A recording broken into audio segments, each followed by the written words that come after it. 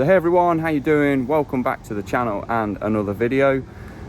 First thing to say, if you are American and here for the spirit of gravel, then this video probably isn't for you, because I'm going to be talking about my TT bike and a couple of things that, well, number one, that I've changed, and then second, sort of plans really. Should also say, thanks to today's sponsor, Clobber,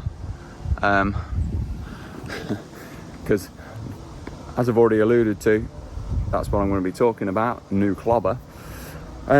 So the footage that you've seen, or you're going to see, is basically me testing out a 60 tooth round chainring on my usual test loop, and I got caught by my TTing neighbour and friend heading out, basically calibrating the power meter before I set off. So yeah, good morning. Wasn't expecting you to be up quite so early. So I've been riding oval chain rings for about the last 10 years, and that's been true on all of my road bikes, still true today. And actually when I first got the TT bike, that was what I used as well. The problem is rotor only did a 56 tooth 1x ring, and after my first race and a couple of training rides, I knew that that wasn't big enough. I then switched over to a 58 tooth that was produced by by Pyramid Design. Geez, I'm all over the place this morning.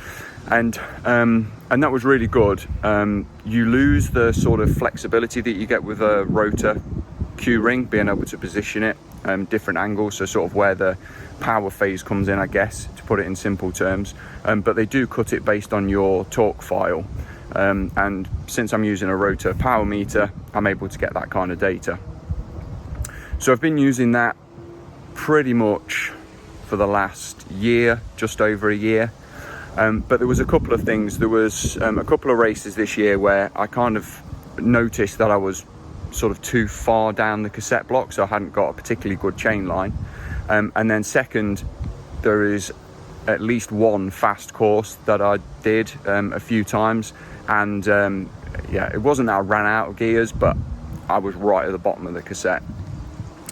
So rather than make the mistakes that I've done in the past, which is basically to change a whole load of stuff early into the new year, and then the weather doesn't really allow you to test it and sort of get used to it, I decided to go a little bit earlier. And so I've moved over to a round Pyramid Design 60 tooth ring.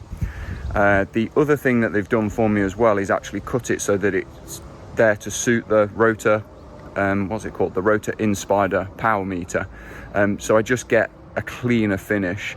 The oval one wasn't bad, don't get me wrong, but there was like a ever so tiny gap, and yeah, I kind of always knew it was there, and I suppose if there's a tiny gap, that's going to disrupt airflow, and let's say it's costing me a couple of watts.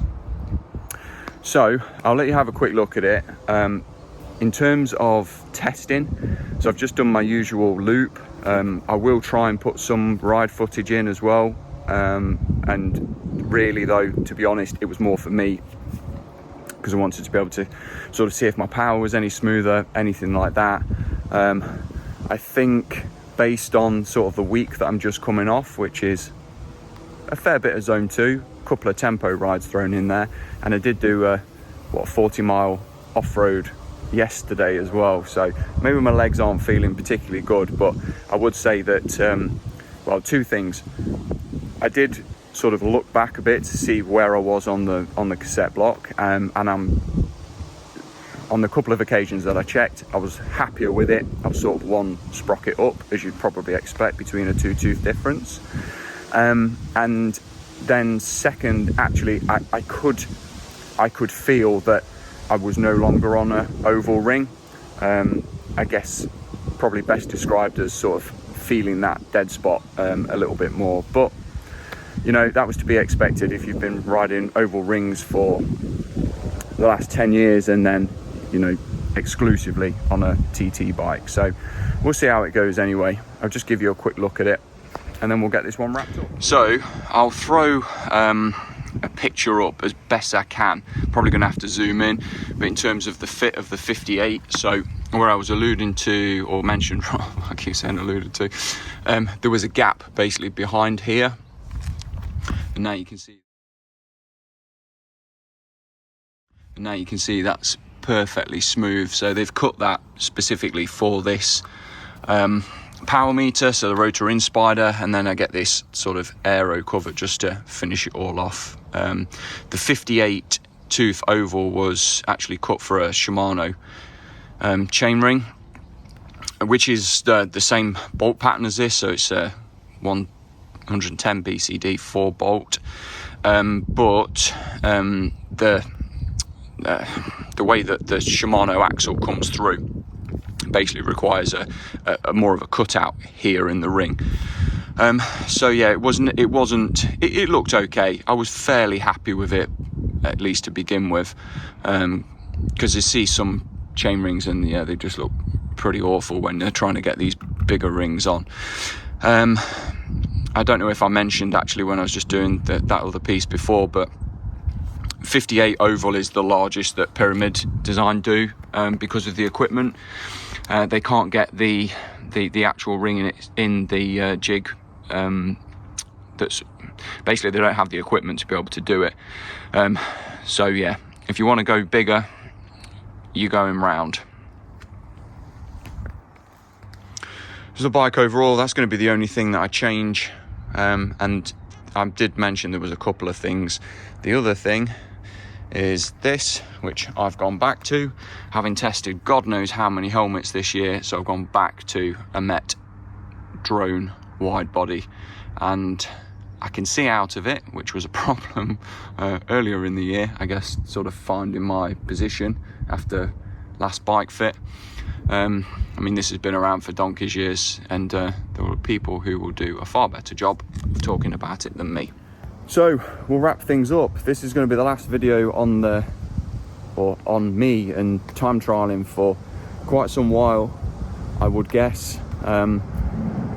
We've got unseasonably good weather, which definitely not complaining about because I've now got a week off. But yeah, this is probably going to be it now for me riding the TT bike for, well, probably until the spring. So there we go. I've got a little bit of work to do on it. I should strip a few parts down that I'm actually capable of servicing. But first and foremost, get the tyres off the wheels, get them all cleaned out with sealant, all that good stuff. That'll keep me busy here and there. I'm like that old boy from Last of the Summer Wine, where he's out in the garage tinkering with old cars. Well, for me, it's the bikes. So anyway, hope you like the video. Big thumbs up if you do.